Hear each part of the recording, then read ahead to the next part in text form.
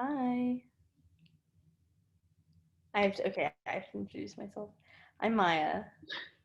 I am a grad student in science and have known Katie for 10 plus years now. Oh I my, don't actually remember. well, yeah, I guess, because you knew me throughout all of high school. So, Yeah.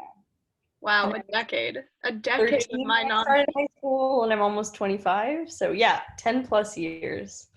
Wow. Wow. So now you're doing a PhD in what in particular? I'm in the material science department and I study like computational self-assembly of like soft matter systems. Awesome. And so that's, I guess, if you're going to take us back through a journey of your whole scientific career, what you work on now is, it, I mean, that's fine. But basically, what you do would be somewhere between physics and engineering, generally. Yeah, Okay. yeah, I would say I do like theory for engineers. So I think about how we can like effectively thinking about self-assembly from the computational point of view is like thinking about how we can make better materials and like trying to study how they're made because we don't really understand it. So Right. So what um, first, so like when we were much younger, before we were in college, bonded a lot over science. And we were both really interested in physics and like just kind of all sorts of things. But I'm curious, how did you first get into science and how has your opinion of things changed as you've gotten older and gone through college and then grad school and a lot? a good question. The first part, how did I first get into science? Frankly, I don't remember.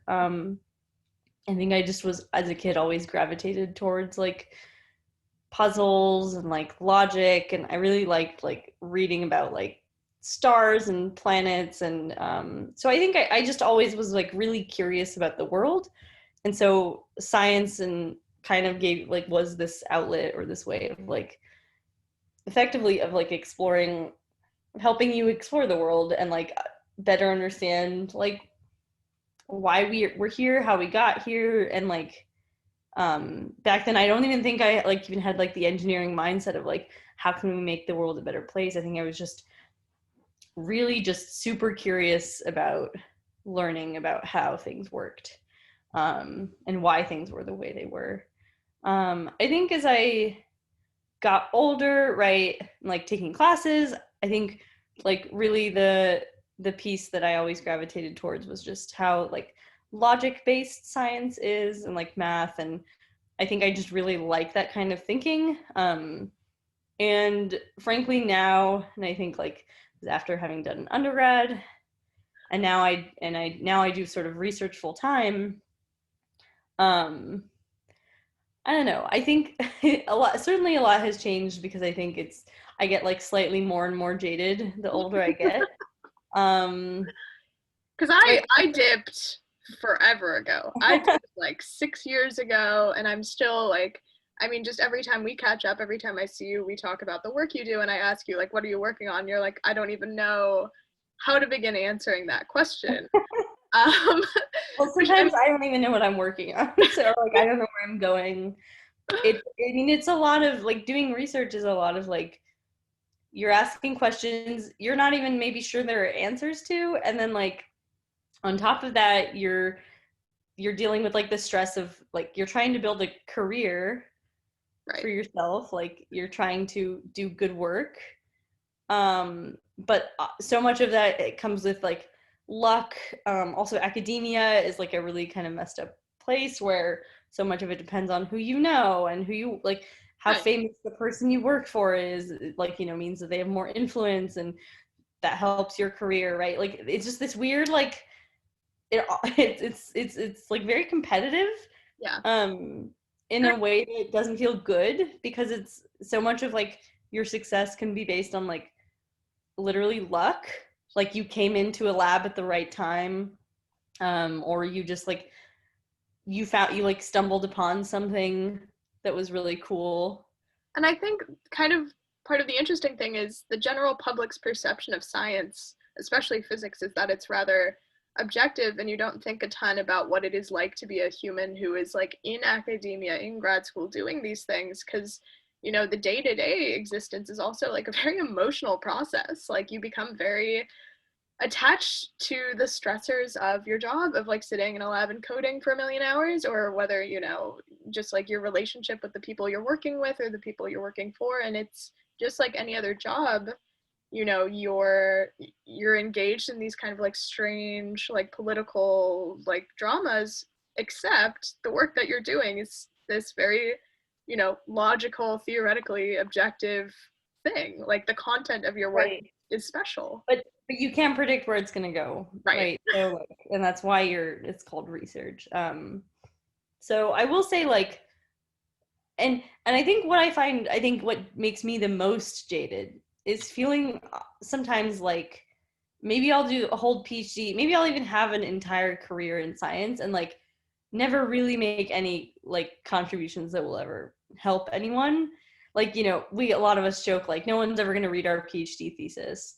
Right. Um, Granted, I think we hope that people will like read the papers we put out, but like who reads the papers I'm writing? It's just a couple other people who are like in my very specific subdiscipline. And yeah, like maybe like 50 years down the line something you did will be useful, Right. and you know maybe someone working at some company somewhere will, you will know about like this cool thing that you did and use that information and do something that like helps people. But it's also possible that um it just completely like it just doesn't matter. And then actually even worse than that is that you could be doing work that can be weaponized and used to hurt people. So it's deeply frustrating, like feeling like you have very little like control over um kind of control over like how the results of your work will go. It's not, and Yeah. it's also the other thing is like I feel like you're like fed, all of us are fed this lie of like meritocracy of like you just work hard, you just grind, and you're like you're gonna get it, and that's like super not true. But beyond that, it's like it's not just that it's not true. It's like you can't predict anything Yeah. about how like you certainly can. Sure, if you work all the time you will definitely be more productive, but you cannot predict Right. what your work like will be. And I think I've kind of made peace with that in a very different direction. So when I decided to become an artist and embrace that, I was like, well, none of my work is going to have like an infinitely far reaching impact. It might, like maybe I'll design a stamp that everyone uses and then they're really happy. But for the most part, like I will not develop a technology that is going to be useful. On the flip side, none of my artwork is ever going to use to harm people, you know? So that's kind of Right, nice. right.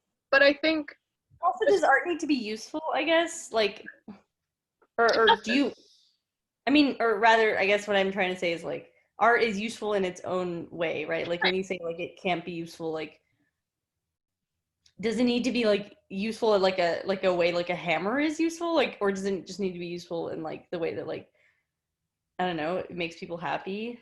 Right, exactly. That's And I think, and I yeah. have this question about, you know, design also, because graphic design is kind of the engineering version of art in the same way that Hmm. engineering is the engineering version of physics. Um, but I think to sidestep away from that horrible metaphor, um, in the last minute or so we have, what are some of the things that have kept you in science despite being jaded and seeing all of these things as you've like learned and grown over the last several years? Hmm. Yeah, I think about this often because I have to, because